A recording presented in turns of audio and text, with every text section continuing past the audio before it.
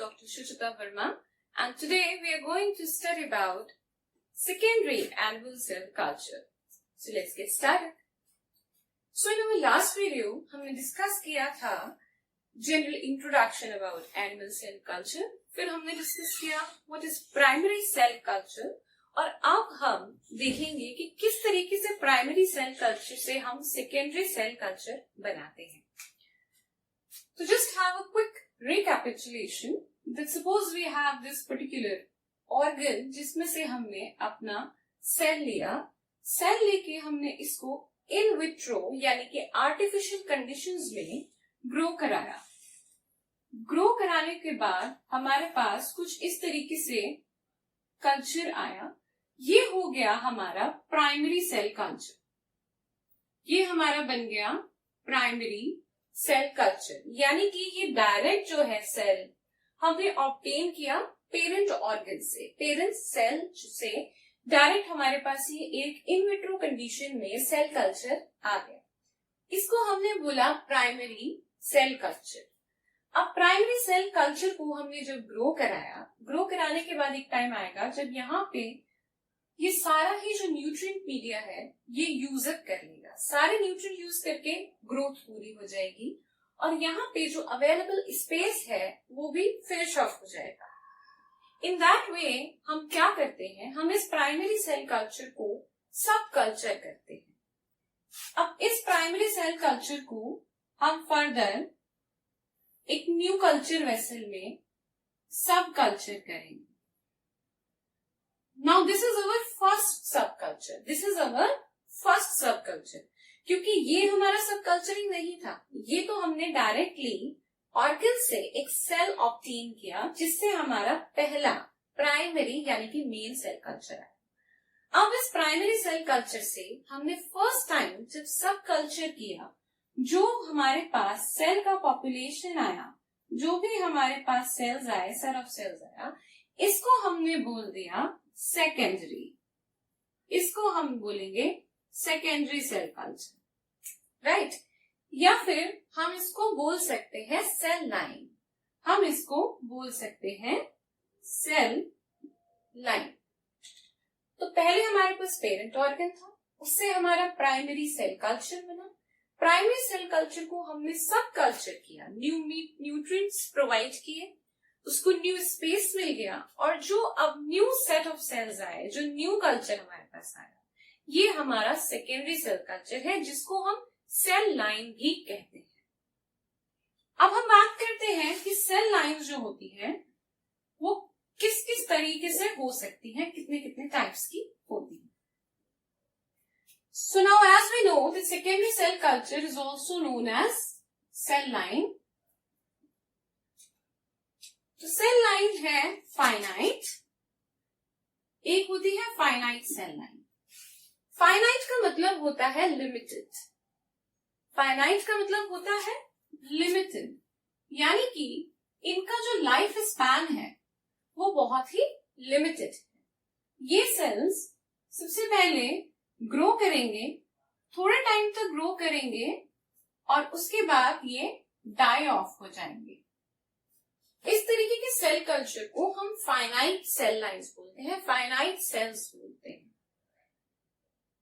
इनके कुछ कैरेक्टरिस्टिक्स होते हैं, मैंने अपनी लास्ट वीडियो में भी डिस्कस किया था. They share the same characteristics of a normal cell. जैसे कि अगर हम इनके कैरेक्टरिस्टिक्स की बात करें, एक तो ये स्लो ग्रोइंग होते हैं, दूसरा इनका लिमिटेड लाइफ स्पैन होता है, जो हमने अभी डिस्कस किया. अगर आप देखें कि जैसे ह्यूमंस हैं, तो ह्यूमंस के कुछ सेल हैं, सपोजेबली वो 50 to 100 जनरेशंस तक डिवाइड करेंगे एंड देन उसके बाद दे विल डाई ऑफ. अगर हम माउस का एग्जाम्पल लें या रैट का एग्जाम्पल लें, तो उनमें 30 to 50 सेल जनरेशंस तक ही डिवीजन दिखेगा and then these cells will also die off. ये भी डाई ऑफ हो जाएंगे. तो यहाँ पे ये शो हो रहा है कि इनका जो लाइफ स्पैन है वो लिमिटेड है. एक पर्टिकुलर नंबर ऑफ जनरेशंस तक तो ग्रो करेंगे, डिवाइड करेंगे, उतना सेल डिवीजन होगा, लेकिन ultimately they will die off after a certain period of time. Another characteristic जो इसका है वो ये है कि ये मोनोलेयर में ग्रो करते हैं। ये एक तरीके से मोनोलेयर में ग्रो करते हैं। अगर यहां पे हम देखें, suppose this is our culture vessel और ये हमारे पास इतना हमारा मीडिया है, this is our nutrient media. तो यहाँ पे ये एक मोनोलेयर यानी कि सिंगल लेयर के फॉर्म में ग्रो करेंगे। Then these are anchorage dependent. Anchorage dependent का मतलब है कि इन्हें एक सबस्ट्रेटन की जरूरत है कि पहले ये सेल आके अपनी सबस्ट्रेट पे किसी सरफेस के ऊपर अटैच करेंगे और फिर अटैच करने के बाद ये फर्दर आगे ग्रो करेंगे। ठीक है, तो यहाँ पे इनकी एक और जो प्रॉपर्टी है दैट इज एनकोरेज डिपेंडेंस। एक प्रॉपर्टी हो गई मोनोलेयर फॉर्मेशन और एक प्रॉपर्टी हो गई इसकी anchorage dependence. Another property is contact inhibition, कि जब ये सेल आपस में कॉन्टैक्ट करने लग जाएंगे, जब ज्यादा ग्रो करेंगे, there will be a stage जब यहाँ पे ये पूरा ग्रो कर जाएगा। तो ये कल्चर जब पूरी तरह से ऑक्यूपाई कर लेता है स्पेस को और न्यूट्रिएंट्स को, then the culture is said to be confluent. तो कॉन्फ्लुएंट कल्चर के पास जब कोई और न्यू सेल आएगा जो कि फास्ट डिवाइडिंग होगा, तो उसका भी जो ग्रोथ का, डिवीजन का जो स्पीड होगा वो कम हो जाएगा, वो भी इनहिबिट हो जाएगा, उसकी ग्रोथ भी जो है वो इनहिबिट हो जाएगी। इसी तरह जैसे जैसे इनकी डेंसिटी बढ़ेगी, इनके ग्रोथ में सैचुरेशन आ जाएगा। तो यहाँ पे दो प्रॉपर्टीज इसकी और हैं, one is contact inhibition and another is density dependent inhibition, कि जैसे इनकी डेंसिटी में इंक्रीज आएगा, इनकी जो ग्रोथ है वो इनहिबिट हो जाएगी। These are some general characteristics of finite cell lines.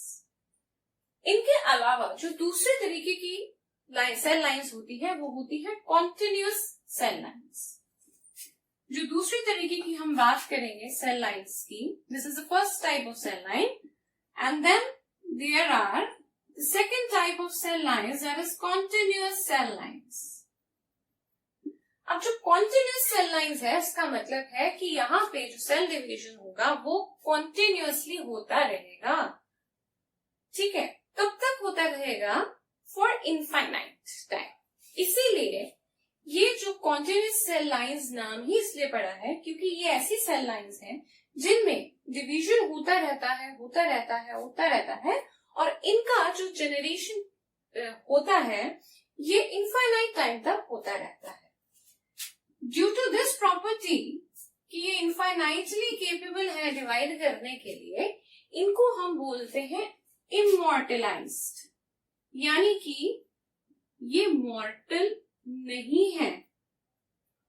तो यहाँ पे एक फिनोमेना आता है, एक टर्म आती है इमॉर्टलाइजेशन, यानी कि ये कभी भी सेल्स जो है वो डाई ऑफ नहीं होंगे, प्रोवाइडेड हम इनको स्पेस देते रहे, इनको जो प्रॉपर न्यूट्रिएंट मीडियम, जो न्यूट्रिएंट्स अवेलेबल चाहिए वो अवेलेबल कराते रहे।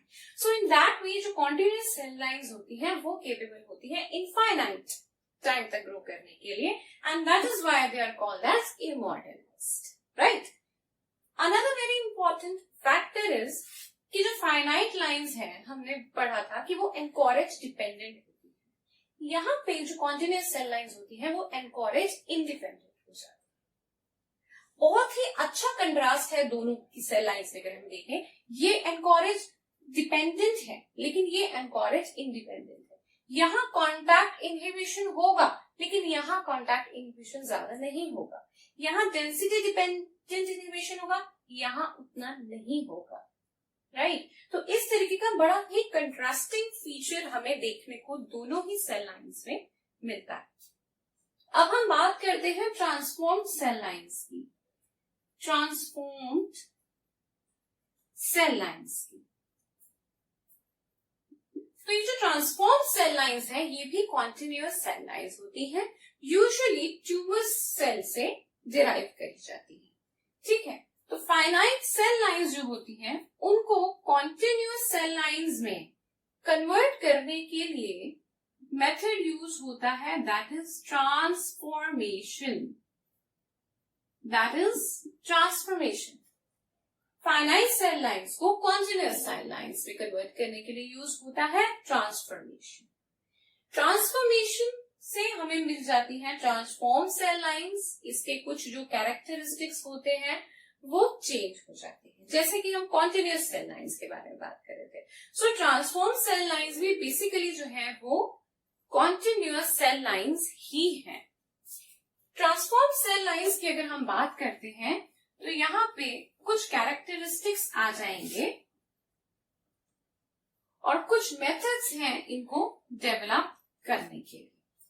तो अगर हम ट्रांसफॉर्म सेल लाइंस की बात कर रहे हैं, transformed cell lines, तो number one point is that they are continuous lines. They are continuous cell lines.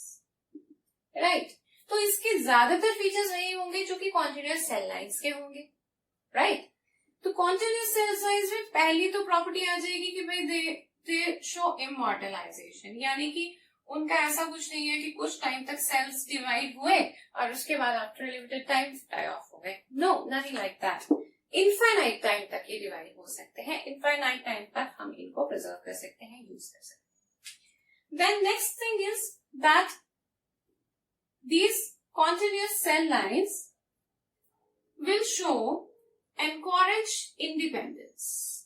Encourage independence, जो भी कॉन्टिन्यूअस सेल लाइंस की प्रॉपर्टी है, कैरेक्टरिस्टिक है। एनकरेज इंडिपेंडेंस क्यों? क्योंकि जो सेल्स होते हैं, नॉर्मल सेल्स जो होते हैं, उनमें कुछ सेल एडहेरेंट मॉलिक्यूल्स होते हैं।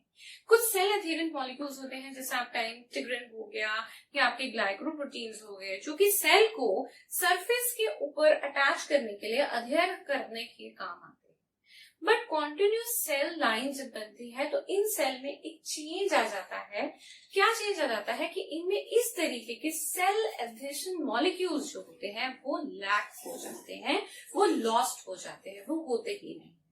ड्यू टू दिस पॉसिबिलिटी कि वो स्कैम मॉलिक्यूल्स होते ही नहीं है, एडहेसिव मॉलिक्यूल्स होते ही नहीं है, ये जो सेल्स होते हैं ये मोनोलेयर में भी ग्रो करते हैं, लेकिन ये साथ ही साथ सस्पेंशन में भी ग्रो कर पाते हैं।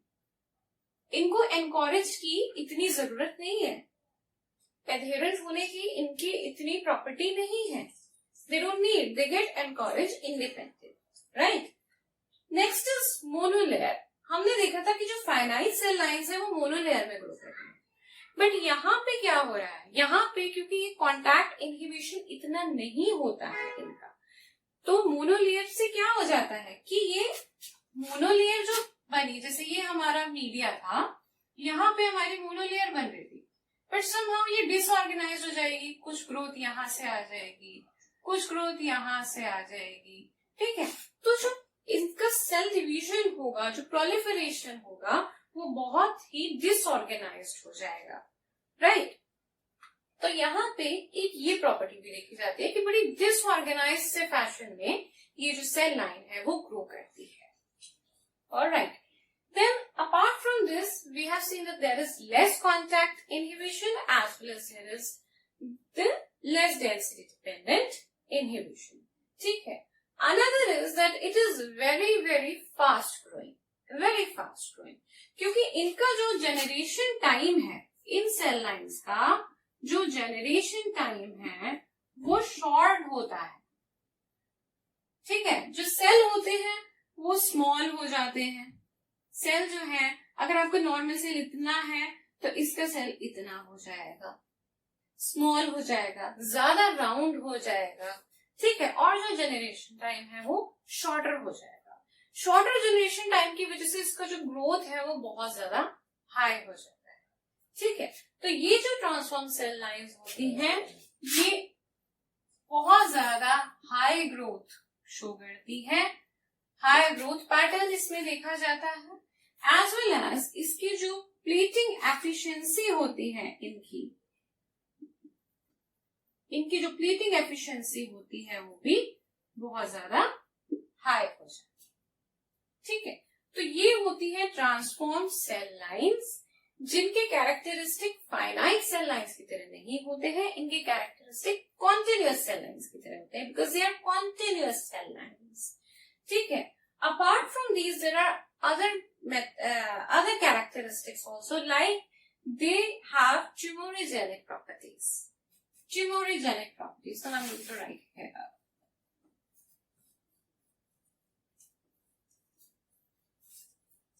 So these cell lines have tumorigenic properties. कैसे हम कह रहे हैं कि इसके पास ट्यूमोरोजेनिक प्रॉपर्टीज है? अब ये जो सेल लाइन बनी, ये बनी ट्रांसफॉर्मेशन से, ये जो सेल लाइंस बनी ये बन गई हमारी सेल ट्रांसफॉर्मेशन से, और ट्रांसफॉर्मेशन जो प्रोसेस है उससे सेल्स प्रोड्यूस होते हैं which are neoplastic in nature, यानी कि इसकी टेंडेंसी है कि जो ये सेल्स बनाएगा ट्रांसफॉर्मेशन में ट्यूमर सेल्स प्रोड्यूस होते हैं। तो यहां से इसको एक प्रॉपर्टी और मिल गई that they have a tumorigenic properties. और हम ये भी देखते हैं कि जो ट्यूमर होता है वो ट्यूमर बहुत ही डिसऑर्गेनाइज्ड फैशन में ग्रो करता है, अनकंट्रोल्ड सेल डिवीजन देखा जाता है ट्यूमर में। तो इसी तरीके का अनकंट्रोल्ड सेल प्रोलिफरेशन और डिसऑर्गेनाइज्ड मैनर ग्रोथ का हम इन कॉन्टिन्यूअस सेल लाइंस में, ट्रांसफॉर्म सेल लाइंस में देखते हैं। अगर हम किसी मैलिग्नेंट ट्यूमर से देख लें, मैलिग्नेंट ट्यूमर से अगर मैं कोई सेल लाइन जेनरेट करती हूँ, डिराइव करती हूँ, ठीक है, तो ये cell line transform cell line होगी, क्योंकि ये ऑलरेडी ट्यूमर सेल से डिराइव हो रही है। तो इसको भी, ऐसी सेल लाइन को मैं ट्रांसफॉर्म सेल लाइन कहूंगी, right. Another characteristic is that they need low serum levels, low serum requirement. अब ग्रोथ के लिए इसकी रिक्वायरमेंट जो है वो लो सीरम की क्यों है, ये भी एक पॉइंट है। तो उसका एक रीजन है कि जो ट्यूमर सेल्स होते हैं, जो कॉन्टिन्यूअस सेल लाइन होती है, उसके जो सेल्स होते हैं वो ऑटोक्राइन ग्रोथ फैक्टर्स बनाने लग जाते हैं। ऑटोक्राइन का क्या मतलब है? ऑटोक्राइन जो सेल एक केमिकल प्रोड्यूस करता है जो उसी सेल पे इफेक्ट करती है। जैसे आपने देखा होगा कि जब हम बहुत ज्यादा नर्वस होते हैं अपने एग्जाम्स के लिए, तो यूजुअली हम खुद को ऑटो सजेशन देते हैं। ऑटो सजेशन मतलब खुद को सजेस्ट करना कि मेरा पेपर अच्छा हो जाएगा, मैंने तैयारी अच्छी करी है। So what is this? हम खुद को ही सजेस्ट कर रहे हैं। इसी तरह यहाँ जो सेल है वो खुद को ही सजेस्ट कर रहा है। क्या सजेस्ट कर रहा है? एक केमिकल जो उसपे कोई एक पर्टिकुलर उसकी ग्रोथ में हेल्प कर रहा है। ठीक है, तो ऑटोक्राइन ग्रोथ फैक्टर्स ऐसे केमिकल्स होते हैं जो सेल खुद प्रोड्यूस करता है अपनी ही ग्रोथ के लिए। ठीक है, तो दिस इज द रीजन कि ये यहाँ पे ऑटोक्राइन जो सेल होता है वो ऑटोक्राइन ग्रोथ फैक्टर्स प्रोड्यूस करता है, जिसकी वजह से बाहर से सीरम देने की नीड तो होती है, लेकिन बाहर से जो हम सीरम उसे प्रोवाइड कर रहे हैं ग्रोथ के लिए वो लो लेवल में चाहिए। जबकि फाइनाइट सेल लाइन में ऐसा नहीं होता है, उसको ग्रो करने के लिए टाइम भी ज्यादा लगेगा और सीरम भी हाई क्वांटिटी में चाहिए, सीरम भी उसको ज्यादा चाहिए। लेकिन यहाँ पे क्योंकि ट्यूमर सेल्स हैं, यहाँ पे कॉन्टिन्यूअस सेल लाइन की हम बात कर रहे हैं, ट्रांसफॉर्म सेल लाइन की बात कर रहे हैं, तो यहाँ पे due to the production of these autocrine growth factors जो सीरम है वो लो यूज होगा। अब कौन कौन से ग्रोथ फैक्टर्स और भी प्रोड्यूस करता है? जैसे आपका कॉलोनी स्टिमुलेटिंग फैक्टर हो गया, ट्रांसफॉर्मिंग फैक्टर्स हो गए, ठीक है, और आपका इंटरल्यूकिन्स हो गए। इस तरीके के फैक्टर्स जो है, ये ग्रोथ फैक्टर्स जो है ये प्रोड्यूस करता है। ठीक है, तो due to this there is a less need of the low levels of the serum, right. Apart from that this जो सेल्स होते हैं उनका जो जंक्शन होता है वो लूज हो जाता है। ठीक है, ज्यादा जो न्यूट्रिएंट रिक्वायरमेंट हो जाती है, ज्यादा प्रोटीज फॉर्मेशन हो जाती है। इस तरीके के बहुत सारे कैरेक्टरिस्टिक्स हैं जो ये ट्रांसफॉर्म सेल लाइन जो है वो शो करती है। अब जो ट्रांसफॉर्म सेल लाइंस होती है वो कैसे बन सकती है, इसके भी डिफरेंट मेथड्स हैं। एक मेथड है spontaneous method, One method is a spontaneous method. इसमें क्या हो रहा है कि नॉर्मली कोई सेल है उसको कैंसर सेल में कन्वर्ट करना है या कॉन्टिन्यूस सेल लाइन बनानी है फाइनाइट से, तो स्पॉन्टेनियसली कितना चेंज आ जाएगा उसमें, किस तरीके का चेंज उसमें आ जाएगा. The probability is very very low. The probability here is very very low in terms of spontaneous transformation. अगर हम transformation का method spontaneous way में देखें तो. Then next is viral transformation. Another method is viral transformation. Viral transformation में क्या होता है कि एक हम यहाँ पे ट्रांसफॉर्मेशन करा रहे हैं with the help of different viruses. Viruses हो सकता है herpes वायरस ले सकते हैं, राउथ सार्कोमा वायरस ले सकते हैं, पैपिलोमा वायरस ले सकते हैं, सिविन वायरस SV40 हम यूज कर सकते हैं, राइट. तो यहाँ पे हम क्या करते हैं कि एक मेम्ब्रेन होती है, उस मेम्ब्रेन में जो हमारा वायरस होता है वो एनकेस्ड होता है. There is a virus encased in a membrane. ठीक है, there is a virus encased in a membrane. और जो सेल होता है, ठीक है, जो सेल होता है वो एंडोसाइटोसिस के थ्रू इस वायरस को मेम्ब्रेन के साथ ही अपने बॉडी में अपने अंदर इंटरनलाइज कर लेता है. ठीक है, ये हमारा सेल है और ये हमारा मेम्ब्रेन में वायरस जो है वो क्या कहते हैं, एनकेस्ड है. तो यहाँ पे जो सेल है वो एंडोसाइटोसिस से वायरस को इंटरनलाइज कर लेगा. इंटरनलाइज करने के बाद इसका जो जेनेटिक मटेरियल है वो इस सेल के अंदर ट्रांसफॉर्म हो जाएगा. ठीक है, तो यहाँ पे इसको मैलिग्नेंट ट्रांसफॉर्मेशन बोलते हैं, क्योंकि इससे क्या होता है कि जो हमारा होस्ट सेल है ये मैलिग्नेंट फॉर्म में चला जाता है, ये ट्यूमर सेल में कन्वर्ट हो जाता है. तो इस तरीके से हम कॉन्टिन्यूस सेल लाइन डेवलप कर सकते हैं.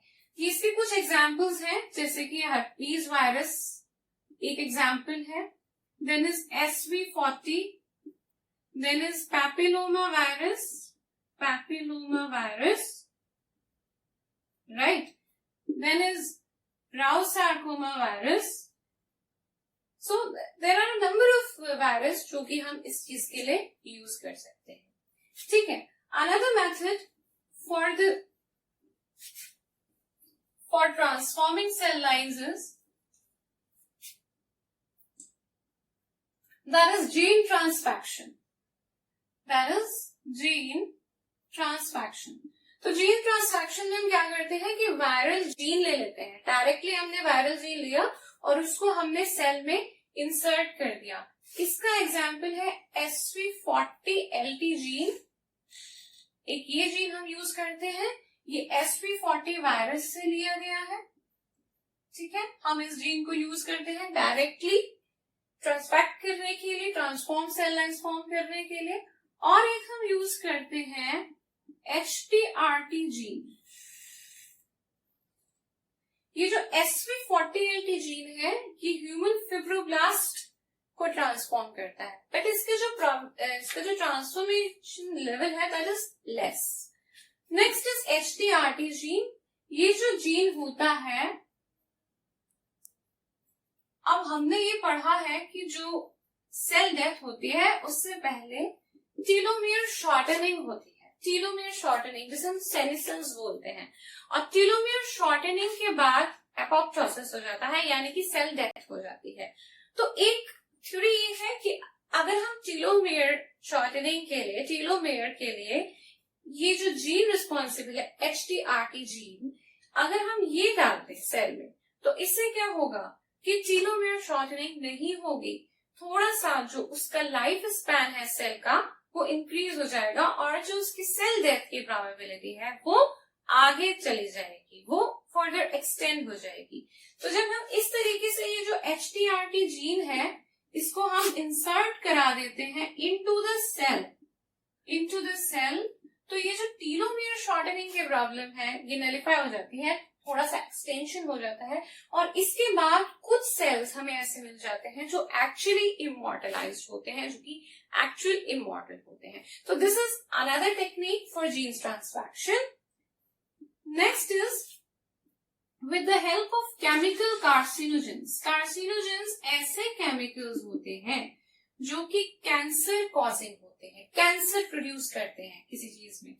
इसमें बहुत सारे एग्जाम्पल आ जाते हैं, जैसे आपके MNG आ जाता है, उसके बाद आपका बेंजोपायरीन आ जाता है, then there is ethyl methyl sulfonate, जिसे हम EMS बोलते हैं. So these are some of the chemicals, ethyl methyl sulfonate. ठीक है, these are some of the chemicals which actually induces cancer into the cell, जिसकी वजह से जो फाइनली हमें सेल लाइन मिल रही है वो ट्रांसफॉर्म सेल लाइन मिल रही है. अब उसमें सारे वो कैरेक्टरिस्टिक्स होंगे जो कि ट्रांसफॉर्म सेल लाइन्स के होंगे, right. Then the last method is with the help of ionizing radiations. Ionizing radiations भी हमने पढ़ा है कि बहुत ज्यादा हेल्पफुल होती हैं, इफेक्टिव होती हैं in inducing cancers. इसमें कौन कौन से रेडिएशंस आएंगी? X-rays, then we have gamma rays, and then we have alpha particles, and then we have alpha particles.